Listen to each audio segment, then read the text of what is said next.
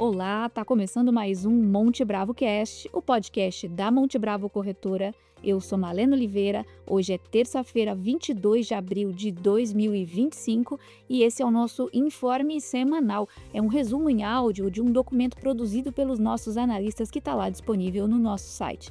A nossa conversa, você já sabe, é com o Alexandre Matias, o nosso estrategista-chefe, e o Bruno Benassi, o nosso analista de ativos. Começando com o Matias, eu quero saber, Matias, quais foram os principais destaques do cenário econômico na semana passada que vem mexendo aí com o mercado. A gente teve dados nos Estados Unidos de vendas no varejo e de mercado imobiliário, certo? A gente tá com essa semana fechou com uma série de dados relativamente importantes.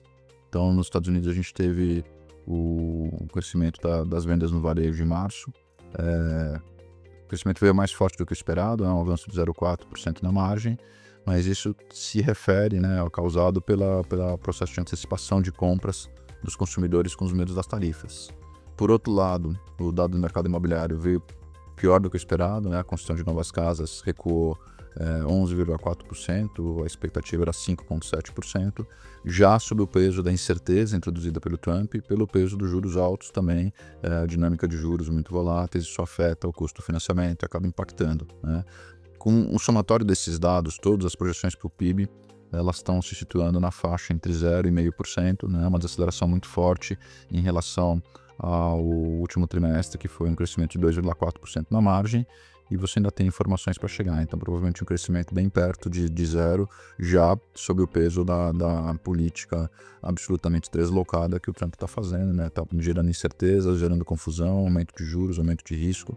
É difícil compreender qual é a estratégia que existe, que está por trás disso. Se é que existe alguma estratégia, a impressão que a gente tem é que não existe, um monte de improviso. Na China, a dinâmica vai na mesma direção, o crescimento do PIB acabou surpreendendo positivamente com uma alta de 5,4%. Também é o resultado de antecipação de compras da China antes que as tarifas entrassem em vigor. Então você tem aí talvez uma semana que você acaba caracterizando o quanto que o processo de introdução das tarifas, errático, confuso, tarifas estarrecedoramente altas, acabou confundindo o funcionamento da economia, consumidores, produtores, importação, exportação, casa. Então a gente está vivendo sob um nível de incerteza muito alto. O que a gente tem dito é que essa administração Trump ela vai entrar para a história como o primeiro governo do mundo que se auto-gerou uma crise do nada. A economia americana vinha bem, tudo indicava uma desaceleração suave, com espaço para o Fed cortar juros, as coisas bem encaminhadas, e o Trump saiu com essa estratégia alucinada de reorganizar as finanças globais em 3 meses. Eu sempre gosto de lembrar que depois da Segunda Guerra Mundial, quando os Estados Unidos emergiu como potência dominante, tinha uma antiga potência dominante que era a Inglaterra. O processo de negociação de Bretton Woods levou 3 anos. De um lado tinha o Keynes, ninguém mais, ninguém menos do que Lord Maynard Keynes. Do outro lado tinha o Harry White, delegações enormes, discutindo durante 2 anos. Depois incorporaram os demais aliados, discussão de 1 ano. Então, reorganizar as finanças globais não se faz sob a inspiração de um presidente que era um corretor de imóveis, não tem cultura, conhecimento para isso, e com uma inspiração intelectual de um cara como Peter Navarro, que escreveu um livro e citava um personagem que ele inventou. Então, credibilidade zero, base teórica zero, a coisa está muito mal encaminhada. Bom, não bastasse toda essa complexidade no cenário econômico, a gente teve ainda ontem um fato que agravou um pouco mais o cenário, certo, Matias? Segunda-feira, o feriado de Tiradentes aqui no Brasil, o Trump atacou de maneira mais veemente o Jerome Powell. Então, o que já era ruim ficou pior ainda, ele introduziu um grau adicional de incerteza. Os diretores do Fed, todo mundo sabe que o Fed, assim como o Banco Central do Brasil, as decisões não são do presidente, as decisões são colegiadas. Dos diretores do Fed, todos têm dito o seguinte: olha, o choque tarifário do Trump, ele tem um impacto dual, ele aumenta a inflação, aumenta a incerteza e faz a economia desacelerar. Então, o que o Powell disse é que você se afasta dos 2 mandatos, a inflação sobe, vai para longe do mandato de 2%, a atividade cai, provavelmente se afasta um pouco do desemprego. O que os diretores do Banco Central estão dizendo, e qualquer economista instruído vai dizer: você aguarda os impactos da inflação, analisa a transmissão para expectativas, analisa a trajetória dos preços. Se prevalecer a desaceleração com a ancoragem das expectativas, a percepção de que o horizonte de inflação de 2026 aponta novamente em direção a 2%, como a gente acha que vai ser o caso, o espaço para cortar juros reaparece a partir do terceiro trimestre. E é isso que o Fed vai fazer, não adianta o Trump ficar esperneando, brigando. E tem um detalhe, né? Assim como o Lula atacou o presidente do Banco Central e não escapou das consequências da inflação, né? Porque tem um fato consagrado na análise sociológica de política, é que o incumbente é culpado, né? O incumbente é culpado se a economia vai bem, se a economia vai mal, o incumbente é que ganha os louros ou os deméritos. Não tem como terceirizar a responsabilidade. E nesse caso das tarifas e da confusão toda, a digital do Trump está em tudo, né? Não dá para nem fingir que foi que o Powell não viu alguma coisa, não, porque quem causou a confusão realmente foi o Trump. Perfeito, Matias, é um cenário bastante complexo. O que isso significa na prática para os investimentos, para a nossa estratégia? Como é que a gente está enxergando esses aspectos aqui para a nossa estratégia de investimentos? O dólar caiu muito forte, atingiu um nível mais fraco em 3 anos no DXY. O ouro disparou, passou de $3.400 a onça. A taxa de juros dos Estados Unidos, as longas subiram, as curtas caíram, isso significa que a inclinação aumentou, é um marcador de risco clássico, o risco dos Estados Unidos está alto, então você está vivendo um ambiente de tensão, né? E os mercados refletem isso. Eu diria que quinta, sexta e hoje começa a ter um processo de diferenciação, muito curioso, porque ele é praticamente inédito, em que os Estados Unidos estão piorando muito e o resto do mundo está sofrendo pouco, né? Então começa a ter uma diferenciação, assim, as pessoas estão identificando que apertem os cintos, o piloto sumiu. Na presidência dos Estados Unidos tem um cara que está gerando crise, está adotando políticas que não fazem sentido teórico nenhum, ninguém sabe qual que é a teoria que está por trás da ação do Trump, né? Os ideólogos são de um nível fraquíssimo, né? Não teriam assento em nenhum colegiado qualificado, e o risco o capital está fugindo dos Estados Unidos, né? Uma coisa quase impensável há 3 meses. A gente tratou os últimos 10 anos como um período de excepcionalismo americano, em que os Estados Unidos crescia, tinha boas ações, boas políticas, apesar dos déficits, é uma economia que tinha um aumento de produtividade muito grande, e o Trump, em 2 meses, conseguiu destruir tudo isso. Então, realmente é um quadro bastante complexo. O que a gente espera daqui para frente, né?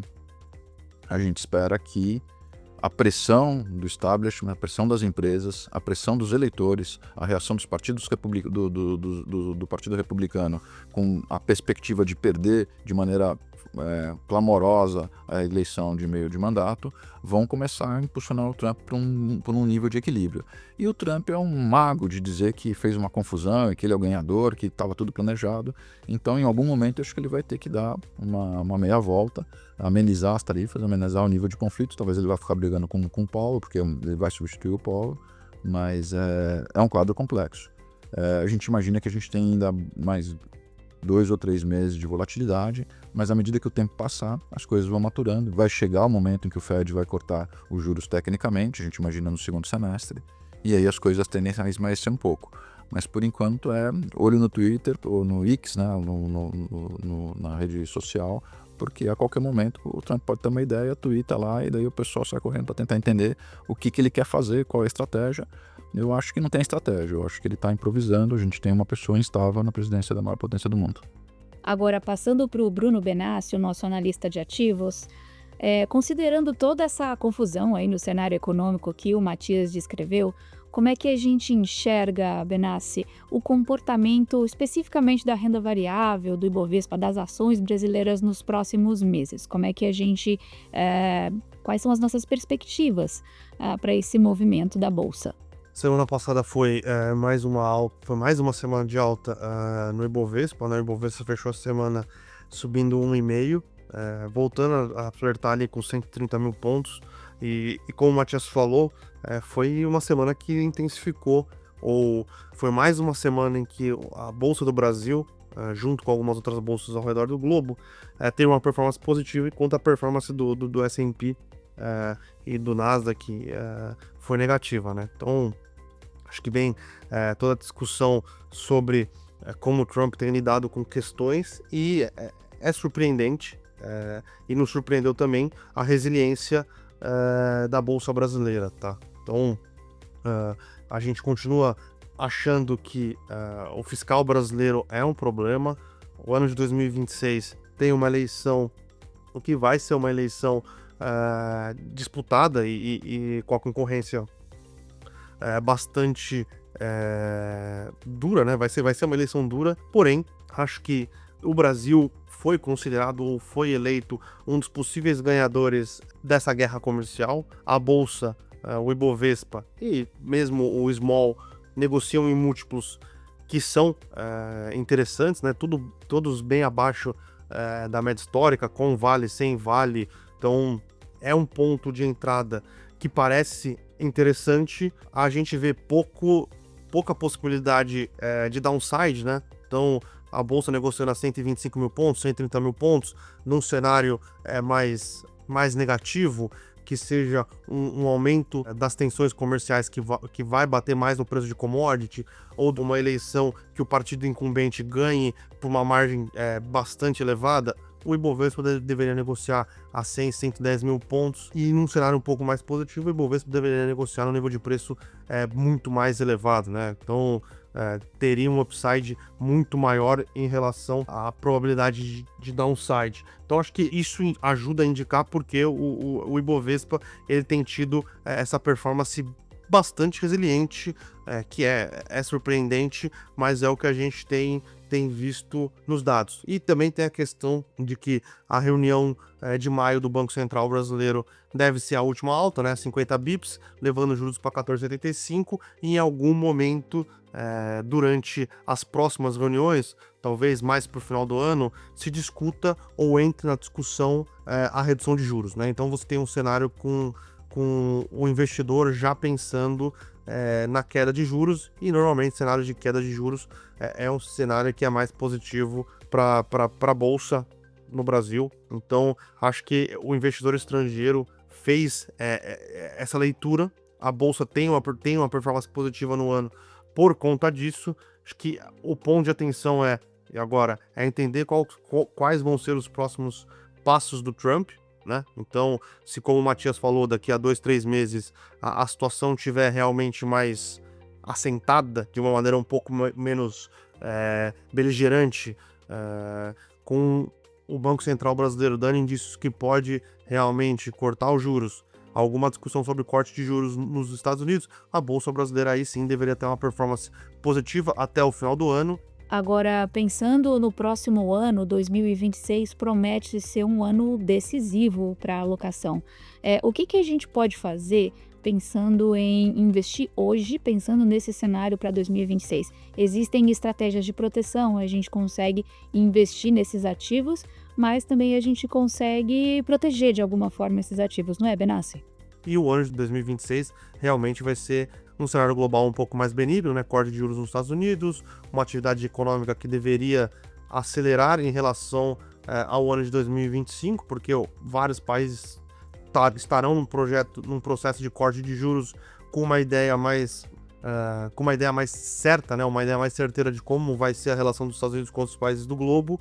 Isso deveria ser benigno para a emergência, principalmente o Brasil. Porém, a eleição acho que vai ser o que vai realmente fazer preço, tá? Mas acho que o ano de 2025 tende a ser positivo, e o ano de 2026, até a gente chegar na reta final das eleições, deve ser ligeiramente positivo. E aí, dependendo do cenário binário, quem ganhar a eleição, a Bolsa pode ter uma performance bastante positiva, ou a Bolsa brasileira pode ter uma performance um pouco mais negativa, tá? Mas a gente acha que o downside, né, onde o Ibovespa deveria negociar em 2026 com o incumbente ganhando a eleição, é mais perto dos 100, 110 mil pontos, sendo que a probabilidade ou o upside, né, a possibilidade de alta do Ibovespa com uma mudança de regime, né, uma mudança de governo, deveria ser bem mais alta, meio que pagando o risco de você estar alocado agora. E aí a gente tem discutido internamente, existem as estruturas de proteção para alocação em Ibovespa num cenário de um ano e meio, 18 meses, tão barato. Então acho que faz sentido o investidor estar posicionado, o investidor se posicionar em bolsa, se protegendo um pouco dessa probabilidade de no ano de 2026 a eleição ser ganha pelo incumbente. Muito obrigada, Matias e Benassi. A gente vai ficando por aqui com mais um episódio do Monte Bravo Cash. Só lembrando que o nosso informe semanal, ele está disponível em PDF na íntegra, um documento aprofundado com todos os gráficos, todos os números que os nossos analistas mencionaram aqui, lá em montebravo.com.br, na aba de conteúdo. E claro, se você quiser conversar com um dos nossos assessores sobre algum ativo que foi mencionado aqui, que ainda não está na sua carteira ou que você queira fazer uma revisão, fala com seu assessor de investimentos, entre em contato com a gente e vamos conversar sobre estratégias para você proteger o seu patrimônio e aproveitar as partes mais positivas, né? Surfar essa onda desse cenário que os nossos analistas desenharam aqui. Muito obrigada e bons investimentos!